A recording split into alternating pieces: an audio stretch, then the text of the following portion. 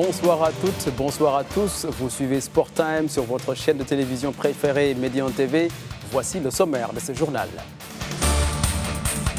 Qui sera le Ballon d'Or africain 2017? La réponse sera le 4 janvier prochain à Accra, mais les populations à Libreville ont livré leur opinion sur les 3 joueurs en lice. L'Argentin Lionel Messi reçoit le trophée de meilleur joueur du championnat d'Espagne de la saison écoulée.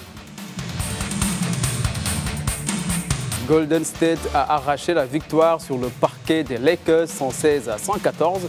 Un certain Kevin Durant a répondu présent à ce grand rendez-vous. Le Raja de Casablanca s'est imposé face au Maghreb de Tétouan, 3-1 cet après-midi. La rencontre s'est déroulée dans cette enceinte du complexe Moulay Abdellah de Rabat pour le compte de la 12e journée du championnat professionnel de football. Ben Ali ouvre la marque à la 53e minute de jeu. La réaction des Rouges ne s'est pas fait attendre avec Jabroun. Moursine Lajour double la mise pour les Verts avant de signer son doublé dans les ultimes secondes du coup de sifflet final.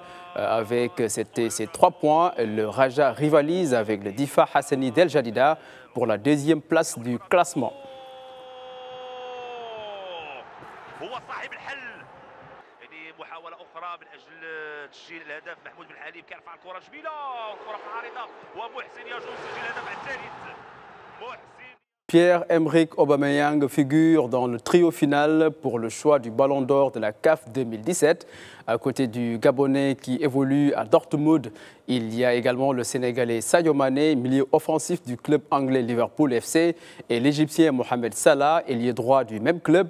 Verdict le 4 janvier 2018 à Accra, au Ghana, donc pour la remise du prix. Mais lequel de ces 3 nominés est le préféré des amateurs africains de football? Suivez ces quelques réactions recueillies à Libreville par notre correspondant Ismaël Obianzé. Le souci pour moi, c'est que les 3 n'ont pas n'ont pas remporté la CAN, autant pour moi. Alors, je ne sais pas quels sont les critères de la CAF actuellement, du Ballon d'Or, mais des 3, Mohamed Salah a quand même été finaliste de la CAN. Donc, à mon avis, c'est lui qui devrait prendre. Parce que quand on va sur c'est Sadio Mané, hein. Bon, sur le plan africain, il n'a été que demi-finaliste. Donc, à mon avis, il ne peut pas... bon, Aubameyang aussi, je crois, est le 3e. Oui, c'est vrai qu'il joue bien en Europe, mais pour l'instant, Mohamed Salah, pas plus favori. Moi, je préfère Sadio Mané. J'aimerais bien voulu que non, c'est Aubameyang qui devait prendre, mais il marque en Allemagne, il ne marque pas dans son propre pays. Donc moi, je préfère Sadio Mané. Et tous sont comme ça, ils sont pareils. C'est à l'extérieur qu'ils montrent leurs capacités. Mais à la nationale, ils ne foutent vraiment rien. Mais bon, j'aurais préféré, mais qu'on puisse donner quand même à Sadio Mané, parce que lui quand même, il fait les merveilles, il a qualifié son équipe pour la Coupe du Monde. Donc, si c'était à mon avis, c'est lui qu'on pouvait donner. Normalement, quand on demande le meilleur africain, c'est celui qui a d'abord gagné la CAN. Excusez-moi de le dire, parce que d'autres vont dire c'est parce que je suis camerounais. Mais le Ballon d'Or africain, on donne d'abord aux joueurs qui ont brillé en Afrique avant d'atteindre l'Europe. Mais aujourd'hui, on nous prend Salah. Bien sûr, il était en finale. Il était quand même en finale. On prend Aubameyang, tout ça. Bon. Eux ne respectent plus l'éthique africaine, quoi. Concernant les 3 qui sont là, Mohamed Salah est favori. Mohamed Salah. Je ne vois que 2, Aubameyang et Salah. Mais pour moi, je trouve que c'est Aubameyang qui est un peu plus avantageux.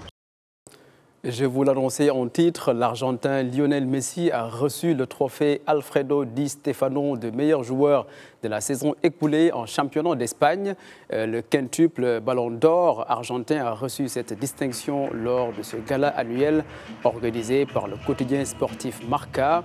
Son équipier et capitaine Andrés Iniesta, lui, a reçu le titre de meilleur joueur de l'année en sélection nationale espagnole.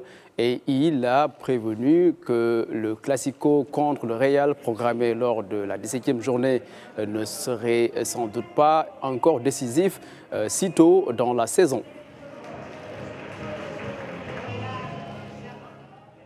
Justin Gatlin se dit choqué et limoge son entraîneur visé par des accusations de dopage. Le sprinter américain suspendu 2 fois dans sa carrière pour dopage se sépare de son entraîneur. Le Daily Telegraph affirme que Dennis Mitchell et un agent Robert Wagner ont proposé à leurs journalistes de fausses prescriptions médicales afin d'obtenir des produits dopants et de les introduire aux États-Unis.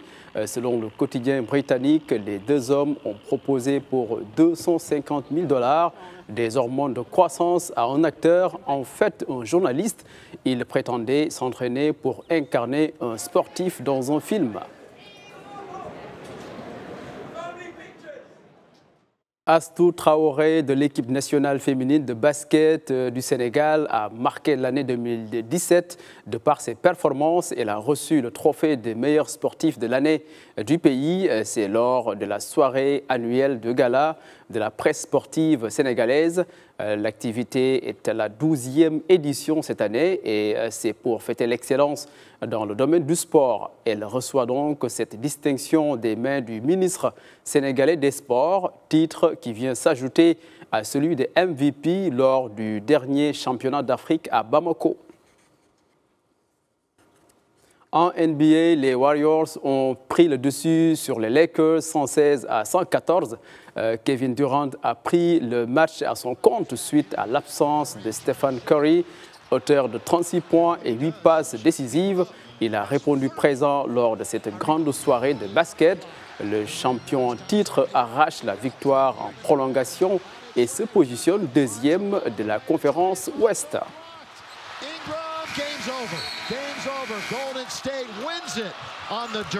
Nous restons à Los Angeles et c'est dans cette rencontre pour revenir un peu sur l'hommage rendu par l'équipe à Kobe Bryant.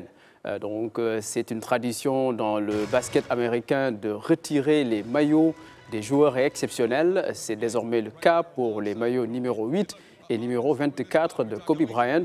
Ils seront accrochés au plafond du Staples Center.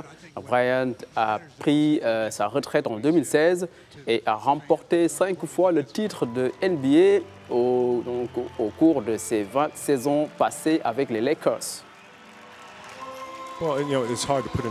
Eh bien, vous savez que c'est difficile de placer un mot. Le résultat de tout ceci, je pense que c'est le fait de grandir et de regarder les grands joueurs jouer et apprendre beaucoup d'eux. Pour le moment, faire partie de ce mur, vous savez, signifie tout pour moi. Et je pense que l'héritage est vraiment très important dans le sens où vous savez que ce que nous avons fait est impressionnant. Le président de Ferrari, Mark Webber, fait état de ses ambitions de la Formule 1 en 2018 et de la date de lancement de la voiture. Pour l'année 2017, Ferrari a occupé la place de 2e, mais le président Sergio Marchionne le prend avec philosophie. Il dit, je cite, « Je pense que nous avons démontré notre savoir-faire technique et qui fait partie de notre histoire depuis maintenant 7 ans. Cela est toujours présent au sein de notre équipe. » La nouvelle voiture donc, de Formule 1 sera lancée officiellement le 22 février 2018. Pour finir, nous allons faire un peu de surf avec John Florence, sacré champion du monde à l'issue du Pipe Masters. La jeune star hawaïenne John Florence a remporté son 2e titre mondial à l'ultime rendez-vous de l'année du circuit pro de surf, même s'il s'est incliné donc en finale face au Français Jérémy Flores. Florence a tenu son statut de numéro 1 mondial et coiffé donc une 2e couronne après celle de 2016. Il est le premier surfeur à conserver son titre depuis 6 ans.